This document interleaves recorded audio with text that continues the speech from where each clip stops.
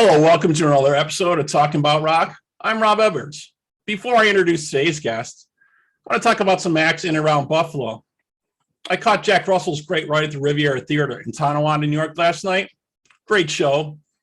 Opening the show, he had Kip Winger with his one-man acoustic set, as his percussion player was out ill. He provided a fun and engaging performance with the crowd and added some jokes in between songs as well. He performed the Winger favorites, of course, Easy Come, Easy Go, Can't Get It Off, Miles Away, Headed for a Heartbreak, a couple others. He ended his night with 17, the big hit, and he seemed extremely comfortable and endearing to the crowd. And of course, in the audience, he had some of the original 17-year-old ladies who are now 53 in the audience, but they really dug it. The Jack Russell's Great White took the stage. We call it rock and roll.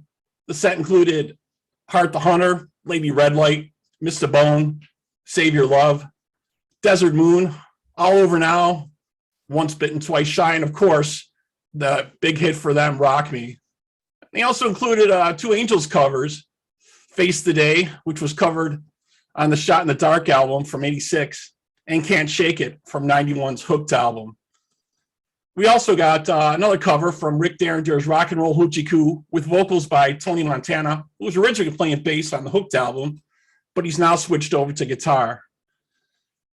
Although Jack acknowledged his back issues to the crowd and was sitting for half the performance, his voice and spirit continued to inspire and energize the crowd to a standing ovation at the end of the night, and it was an awesome show, I must say. Today, in our continuing effort to showcase new and up-and-coming artists here at Talk About Rock, today's guests were named one of the top artists to look for in 2022 by Spin Mag and Metal Hammer. And they are gearing up to release their third single from their EP, set to release in March. The new track, We Can Never Go Back to Arizona, was quoted as being kind of dark and intense, but we'll wait for that to be coming out. From Portland, Oregon, let's welcome to the show Kevin Payne and Alex Massenkoff from To Bloom. Hey guys, how goes it? Great. How are you? Hello. Good. Thanks for being with us today. We appreciate you guys coming to the show. Yeah, thank you. So as we're trying to kind of get a feel of what's going on around the U.S., we really haven't heard a lot from where you guys are from Portland. Kevin, maybe you can tell us a little bit about the music scene out there and kind of what's going on. Yeah, so as from my understanding of it, I've been to, played a few shows and been to a few shows lately.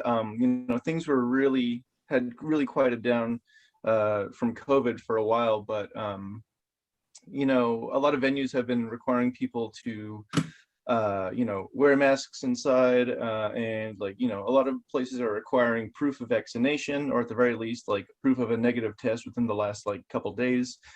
Some spots are even requiring proof of booster now. So I think those are steps in the right direction. I'm all of the above, and I was at a show a few weeks ago, and it was the biggest turnout that I had seen since COVID at a show. There were a bunch of people there. It was really happening, and it was for these bands. Actually, Logan Gardner was in one of them. It was Mobilities and Atomic Mama were both playing. Those are both really cool local bands in the Portland scene. So it's coming back. Excellent. Yeah, we're seeing our numbers drop here in New York, and they're starting to drop some of the mandates as far as showing your vaccination, wearing masks. I was at the Great White show. They were not checking for any of that. There were no masks. Our numbers are going down. So it looks like we're getting to be in a good place with that here. Let's hope that continues as we go on, definitely. So you guys got this EP and you've been releasing singles for it. And maybe Alex, you can maybe tell us a little bit about the EP, a little bit about the song. I want to get into some of the tracks you guys got videos for, and we're gonna interject those in a little while. But maybe you can tell us something about the music. Yeah, absolutely. So far we have released two songs off the EP, Marionette and then Wander. Both of them similar but different for sure. Marionette was awesome. We got a feature from Joey Holiday from Anamoria, who are this super great band out of Southern California. Really lucky to have him on that track. Then Wander was definitely a bit darker, and we were lucky enough to put a video out for that, which was awesome. So yeah, we got one more coming, and it is, I'd say it's darker than the other two as well. It's a bit more intense. Yeah, I want to play the video for Wander because we got that. Can you give me a little background on Wander before we show that to the audience and have them check it out? Sure, Kevin might be able to give you a bit more in depth on that. Okay. He was the writer for that song itself. Yeah, insofar as music, I wrote it. When I wrote it, I'd been listening to a lot more kind of like post-rock things and things that were just a bit more ambient, and I wanted something that kind of like built a bit more atmosphere around it, but still had this kind of like drivey edge to it, almost kind of groovy, almost like a honeyed funk of sorts. But no, I wanted, something that was like kind of like unique and like dark, but also catchy. And then Bruno provided the lyrics to it, and that was just kind of it was a kind of like in a very introspective experience for him, just looking into him realizing that he was kind of like learning that he had grown to resent like the kind of work that he was in, like his career, that industry, just and he can tell you more about it. I think he's going to tune in. And that's your vocalist, Bruno Lopez, who hasn't joined us yet, but he may be stopping in later and catching up with us. So that's great. So I wanted to play the video for Wander for our audience to check out. So this is one of the singles from the EP the guys got coming out, Wander from To Bloom on Talking About Rock.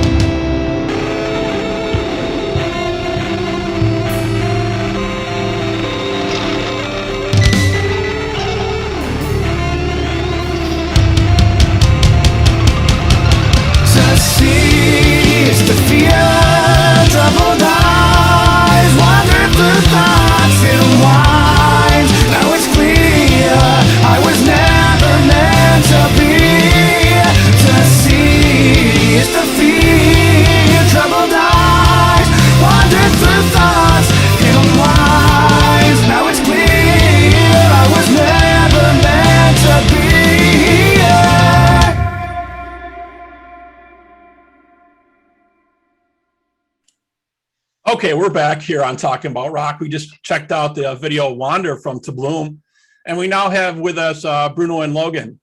So Bruno, can you tell us a little bit about the lyrics and the vocals for that song? I guess it was kind of an intense tune and kind of hit home for you or struck a chord. Yeah. So I guess yeah. So the lyrics, it's kind of like about being a Latino American and like not really like having a place. It was an interesting experience. I went to school in Mexico for a couple of years, and going to school there, they were like, "Oh, well, you're not like Mexican. You live in the States." And then coming back here, it's like, "Oh, you're not an American. You're clearly Mexican." So it's like, So you like somewhere in between, yeah, right? yeah. So like that's somewhere in between of like not knowing where you fit in to all of it. Was kind of what these lyrics were about, and then just yeah. Cool. Yeah, definitely very cool. So we'll go back here around and let's talk a little bit about influences before we get to some of the other material here. We're going to play another video from you guys in a couple minutes. So Alex, who would you say are some of your influences for in music? Gosh. I mean, like overall, I mean, the earliest stuff was like a lot of like 90s R&B, like Boyz II Men, Janet Jackson, a lot of stuff like that. And just get into like metal as a teenager and stuff. My uncle was a drummer in a bunch of thrash metal bands in the Bay Area. So growing up on like Metallica and like Anthrax and Slayer and all that stuff. But I just got super into like emo and pop punk in high school and like post-hardcore. And I found Dance Gavin Dance, who've probably been like my favorite band for, I'm 28 now, since I was like 14 years old probably. So like super, that progressive post-hardcore kind of sound. So you have quite the mix of different influences and different styles that you were shown, as you were in different, different folks around listening to different music. That's awesome. So let's go over to Kevin. Let's go over to Kevin now. And how about you? What influences would you say? What musicians or what songs or? Off the top of my head, I always list off, like I have a short list. It's basically Circus Survive, Opeth, and Mars Volta are my top three. And then there's like various other things that kind of trickle in. I realized I probably pull a lot from Tides of Man for various things that I've written. Just stuff like that, just thoroughly like post-rock and progressive rock, things like that. And you guys are pretty much doing this project on your own, pretty much. Is that correct? You got your own backing and you're kind of putting out the music yourselves and stuff like that. Yeah, we fund all of it out of pocket. It's really expensive, but we have the most control in that situation.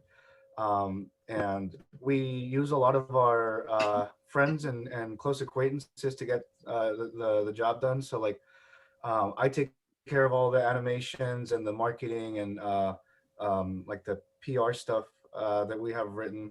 It's like a collaboration that we all take part in. And like the artwork for Wander was actually our old high school friend who now lives in Berlin.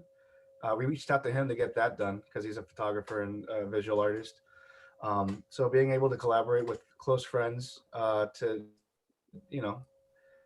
make the most out of our independent situation here. Right. I think that's great to see new bands taking control right away from the beginning. It's the music industry is so weird right now and so strange.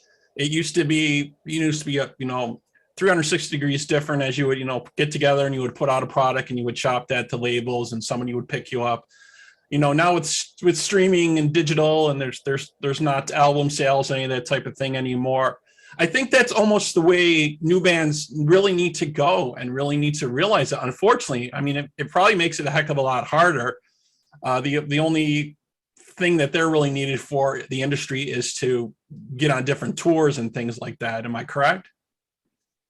Yeah, I mean, basically. I mean, yeah. I'm not even entirely sure what the label takes care of anymore that like the artists can't do themselves, and like we've figured that out for ourselves, especially with like we only have 2 songs out as of right now, but it's just the 2 songs have gotten enough traction because we were able to invest our money in like social media advertising, and really focus all of those funds on like good studio time and like quality equipment for the studio. And it's like,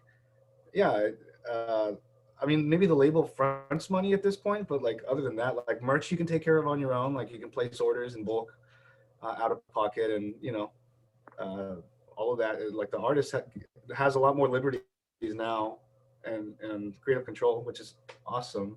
Yeah, I think it's definitely great to see. Like I said, the newer acts are kind of using that type of program to put things together, and they're using their own social media to interface with fans and show their different music. And the other thing that's kind of neat to me that I've noticed, if you remember way back when Stuff's singles or albums started coming, well, they didn't have albums before albums, they were having singles come out, right? You'd had a couple singles released, and then they'd put out an album.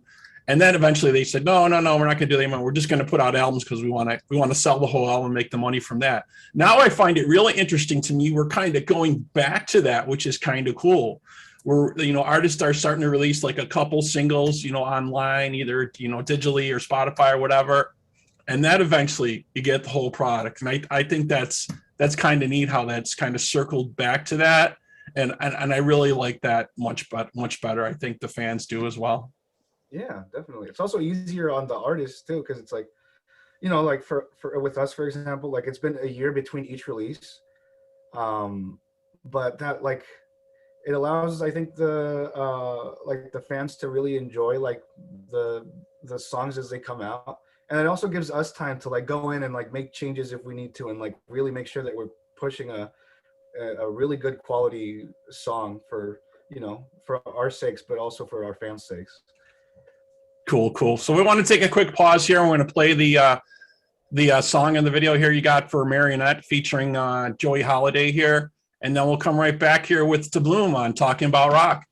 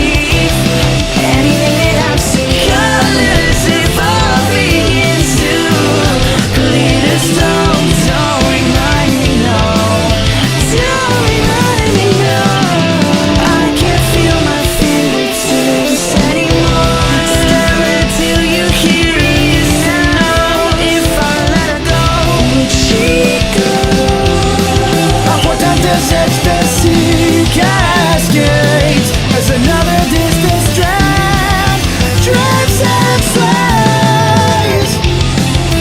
The hunter tracks his game, and another triumph is made, but desire still rages. There's another temptation finally drapes that touch me so. These pieces of memories embellish my skin.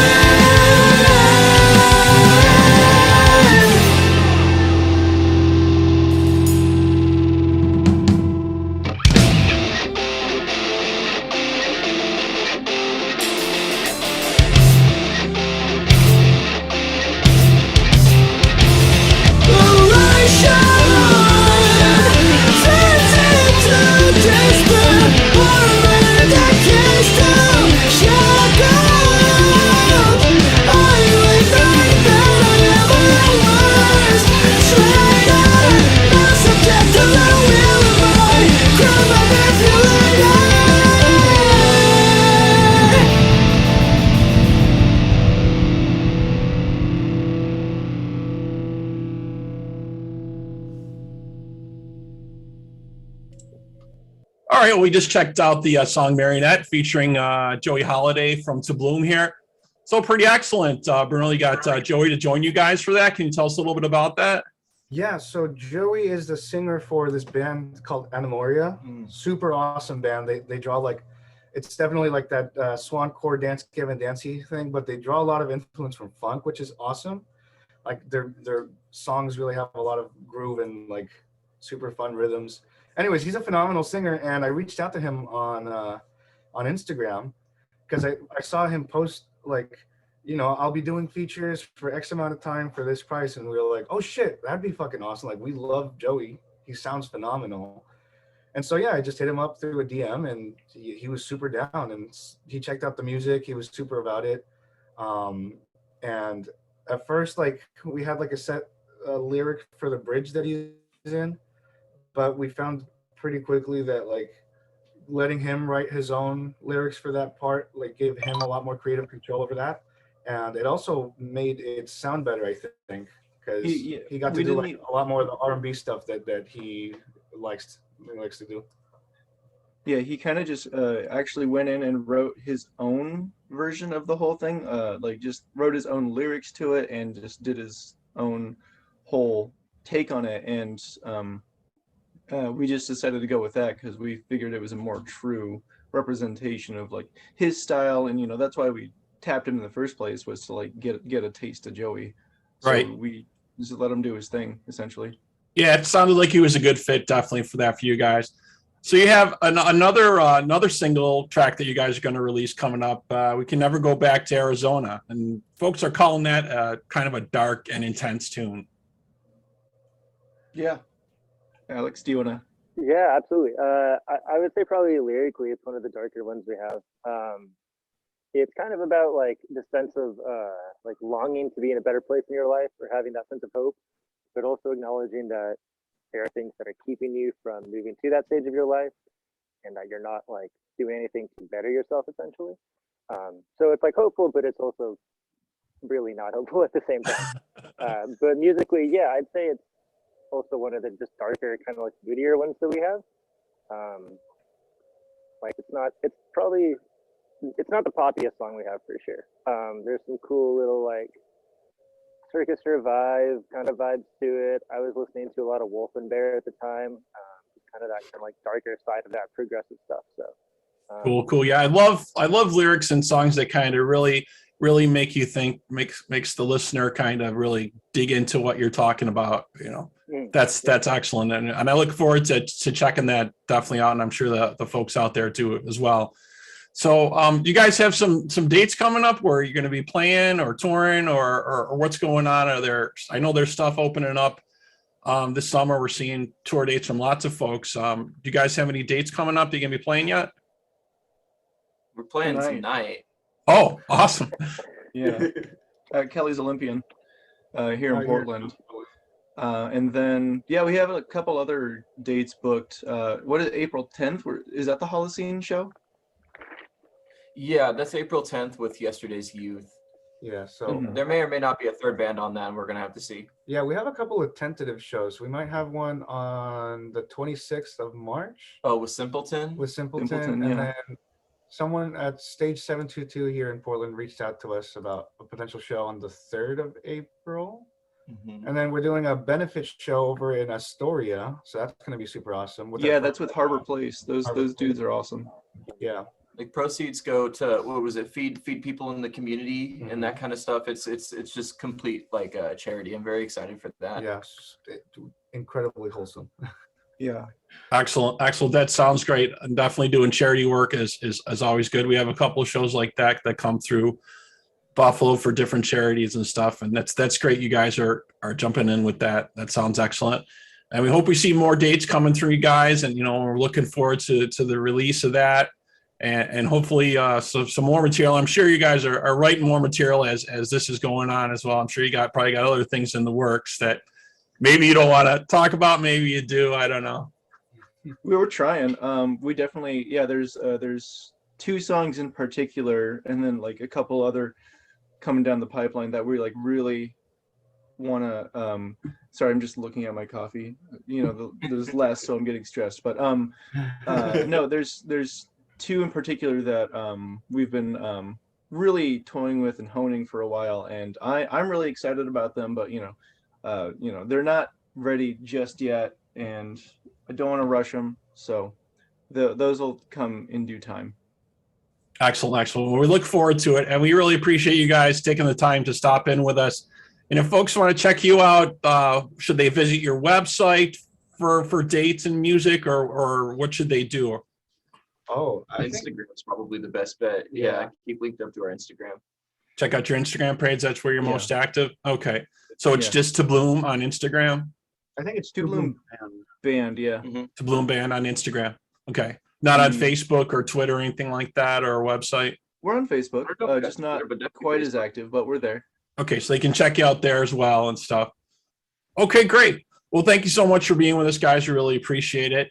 And if you folks out there want to hear more from us, or you have comments or questions, please feel free to email us at talkingaboutrock@gmail.com. Please like us and follow us on Facebook, Instagram, and Twitter. And as always, for this interview and other up and coming interviews, please subscribe and check us out on our YouTube channel. Guys, thanks for joining us today. Really appreciate it. Thank you. man. Thanks for having us. All right. Appreciate it. Thanks, guys. Take care.